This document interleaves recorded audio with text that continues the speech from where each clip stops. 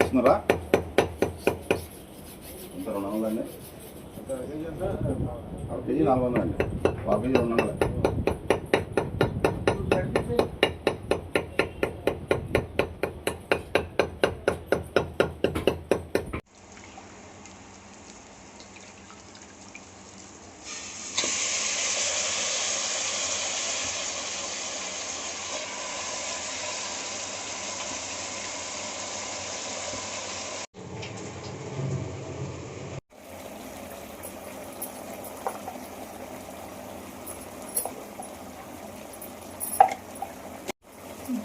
బ్రేక్ఫాస్ట్లో మనం ఇడ్లీలోకి కైమా కర్రీ చూస్తాను.